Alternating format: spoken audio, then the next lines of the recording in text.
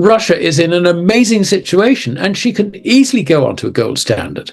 She has been pushing for this. She wanted to get gold, a gold-backed currency onto the agenda at the last BRICS meeting, but it was turned down by China and India. It's in their toolbox. I mean, there are senior Russians who do understand the benefits of putting the currency on a gold standard. I mean, I'll give you an example as to why it really would be very, very good for Russia. At the moment, the central bank's deposit rate is 16%, and that's what's needed to stabilize the ruble. If the ruble went on to a gold standard, then practically for Russian banks, for example, Chinese banks, other banks, it would make sense for them to buy gold in the West, where the yield is 2%, sell it to the Central Bank of Russia in return for rubles, which linked to gold is a gold substitute, and they're picking up 14% on the way. What's not to like? Yeah. That is actually the way in which you manage a gold standard. You don't use interest rates to try and manage the economy. You use interest rates to manage your gold reserves. That was learned the hard way in the wake of the 1844 Bank Charter Act in the UK, because it failed something like 3 times before they actually realized that you don't use interest rates to try and manage an economic outcome or to manage the banking system. What you do is use it to exclusively manage your gold reserves, and then you don't have a problem. So on that basis, it's very easy for Russia to stabilize her situation. And just think of the benefits. Interest rates would then decline. Russians in business would find that they can, if you like, their business calculations become a lot more profitable. It means that they will be able to cut the cost of their output and all the rest of it. It would be like another industrial revolution. I mean, it would be fantastic for Russia, and it would actually get her away from having to rely on the export of commodities in order to have a surplus on A, her balance of trade, and B, on her budget. The situation in Russia is that taxes, if you look at personal income tax, it's around about 13%. The higher rate is 15%. I mean, these are levels we dream of. Corporation tax is 25%, admittedly. The government debt to GDP is, and this is despite the war and all the financing of the battles against Ukraine, debt to GDP is only 21 or 22%. So you can see that actually Russia is in an amazing situation, and she can easily go onto a gold standard. She has been pushing for this. She wanted to get gold, a gold-backed currency onto the agenda at the last BRICS meeting, but it was turned down by China and India. India does not want to upset the West. India is not in a position, really, to consider a gold standard because she's been in denial about gold for God knows how long. She's tried to stop her citizens from buying it. It's only recently that she started increasing her gold reserves once she realized the geopolitical situation she was in. As far as China is concerned, it's clear that China does not want to rock the boat. China does not want to poke the American eagle, as it were, by overtly being responsible or partly responsible for the collapse of the dollar. China has made contingency plans against that event. She's going to await developments, I think, before she takes a move to protect her own currency. And when she does, it's almost certain that she will also put her currency onto a gold standard. Macleod's discussion moves towards the broader strategic implications of a potential gold standard adoption by Russia and its impact on global financial systems. The idea of Russia adopting a gold standard is not just an economic strategy, but a geopolitical maneuver with far-reaching consequences. Implementing a gold standard in Russia would likely lead to a decline in interest rates, making business operations more profitable and competitive. This economic stability would be akin to another industrial revolution for Russia, boosting productivity and growth. Furthermore, it would reduce Russia's dependency on commodity exports for maintaining trade and budget surpluses.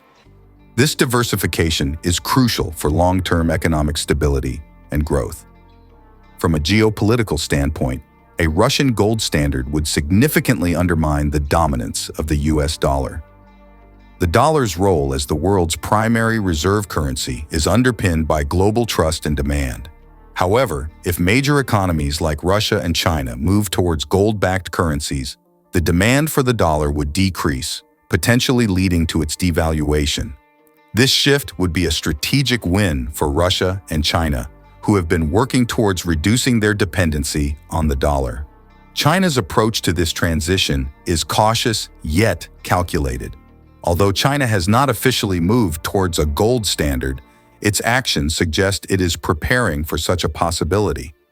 China's substantial gold reserves and its strategy of using sovereign wealth funds to acquire gold discreetly indicate a long-term plan to safeguard its economy against potential dollar depreciation. This strategic accumulation of gold, while maintaining a stable international stance, reflects China's understanding of the global financial system's vulnerabilities. India, although slower to adopt a pro-gold stance, has recently increased its gold reserves. This change reflects India's growing awareness of the geopolitical shifts and the need to secure its economic future. The BRICS nations, collectively representing a significant portion of the world's population and economic output, are strategically positioned to challenge the dollar's dominance.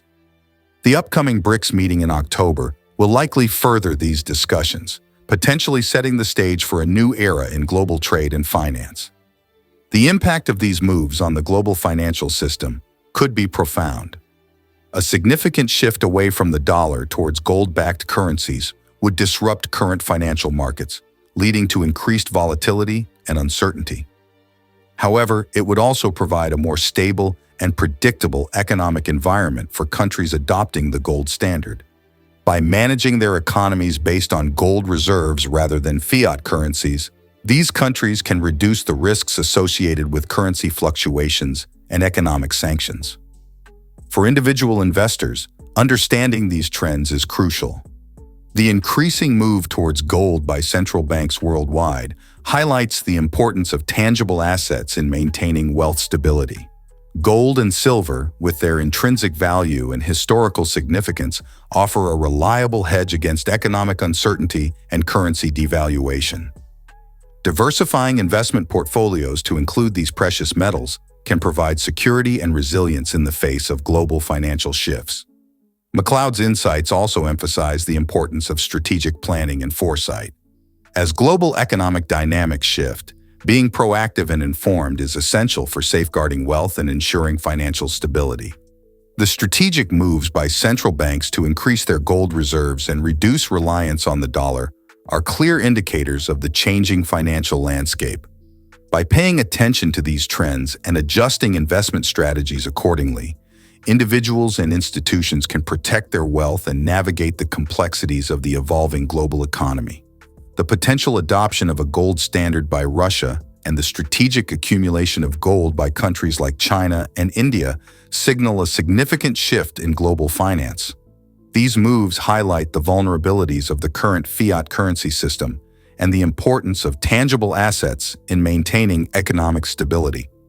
As central banks continue to adjust their strategies, individual investors should consider the role of gold and silver in their financial planning. By diversifying portfolios and holding assets with intrinsic value, investors can safeguard their wealth and navigate the uncertainties of the global financial system. America is losing its power. This is notable particularly in the way in which the dollar is being used less internationally. China and Russia, between them, are determined to do away with the dollar as much as possible. And so they're accepting each other's currencies.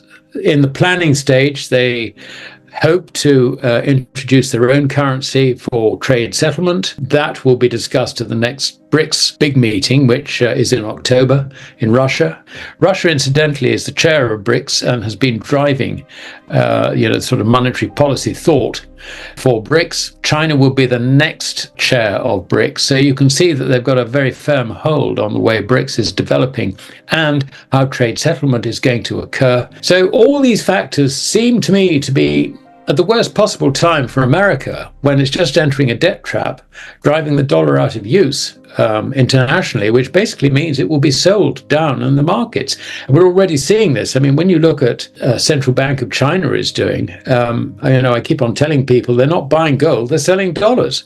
The emphasis is important to understand. They are selling dollars rather than buying gold. And that's a process which I see continuing.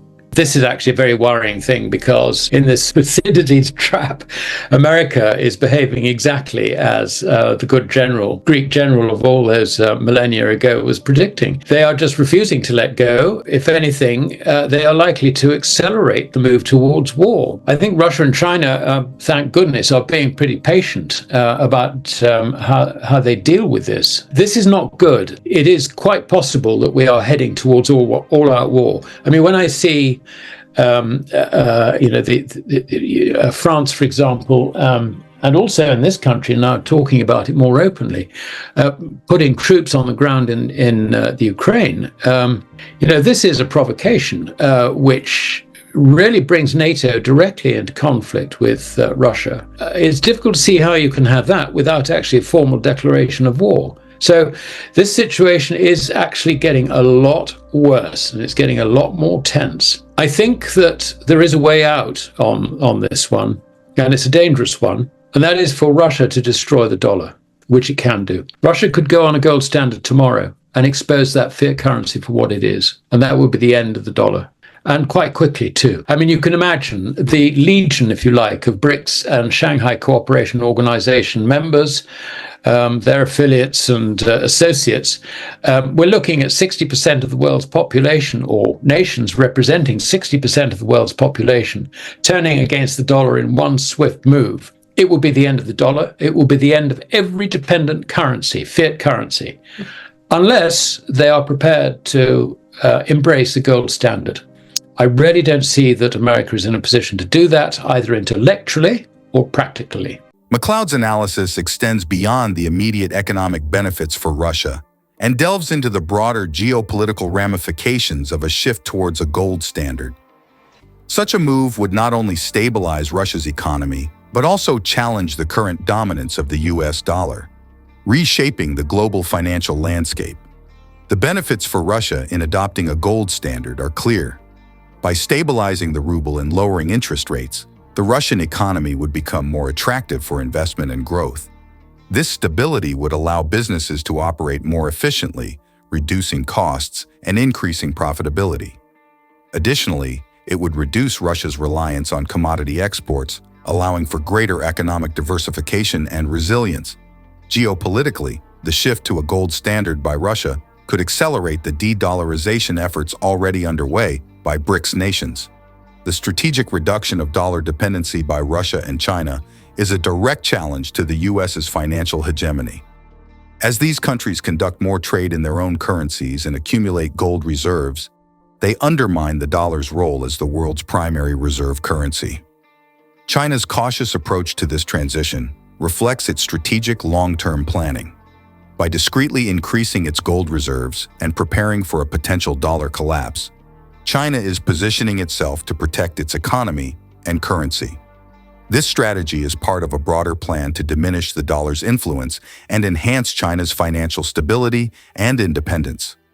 India's recent increase in gold reserves indicates a growing awareness of these geopolitical shifts. As part of the BRICS coalition, India's strategic alignment with Russia and China on financial matters could further accelerate the move away from the dollar. The upcoming BRICS meeting in October will be crucial in determining the future direction of these efforts, potentially setting the stage for a new global financial order. The potential consequences of these shifts are significant. A major move away from the dollar towards gold-backed currencies would disrupt global financial markets, leading to increased volatility and uncertainty. However, for countries adopting the gold standard, this shift would provide a more stable and predictable economic environment, reducing the risks associated with fiat currencies and economic sanctions. For individual investors, these trends underscore the importance of diversifying portfolios to include tangible assets like gold and silver. These metals offer stability and protection against economic volatility and currency devaluation. By holding gold and silver, investors can safeguard their wealth from the uncertainties of the global financial system. Macleod's insights emphasize the need for strategic planning and foresight. As the global economic landscape evolves, being proactive and informed is essential for maintaining financial stability. The strategic moves by central banks to increase their gold reserves and reduce reliance on the dollar are clear indicators of the changing financial dynamics. By understanding these trends and adjusting investment strategies accordingly, individuals and institutions can protect their wealth and navigate the complexities of the evolving global economy. In conclusion, the potential adoption of a gold standard by Russia, coupled with the strategic accumulation of gold by China and India, signifies a significant shift in global finance. These moves highlight the vulnerabilities of the current fiat currency system and the importance of tangible assets in maintaining economic stability. As central banks continue to adjust their strategies, individual investors should consider the role of gold and silver in their financial planning. By diversifying portfolios and holding assets with intrinsic value, investors can safeguard their wealth and navigate the uncertainties of the global financial system. Ultimately, Macleod's analysis provides a comprehensive understanding of the strategic advantages of a gold standard and the broader implications for global finance. The increasing importance of gold and silver in central bank reserves and the strategic moves by countries like Russia, China, and India highlight the need for a stable store of value. As we move towards a potentially more gold-centric monetary system, individual investors should take note and adjust their strategies accordingly to ensure financial resilience and stability in an unpredictable world. So, in light of everything discussed, it's clear that understanding these shifts and preparing accordingly is crucial. If you want to stay ahead and protect your financial future, consider incorporating tangible assets like gold and silver into your investment strategy. Stay informed, stay proactive, and remember, in the world of finance, being prepared is half the battle. If you want to stay most up-to-date on the silver and gold markets, make sure to subscribe to my daily 5-minute silver and gold newsletter. It provides the latest expert insights, breaking news, market trends, and investment strategies, all in a concise format. Click the first link in the description to join thousands of others and enhance your investment knowledge right now. If you enjoyed this video, please give it a thumbs up and subscribe to my channel. Your support helps me stay motivated to bring more valuable content to you. See you in the next video.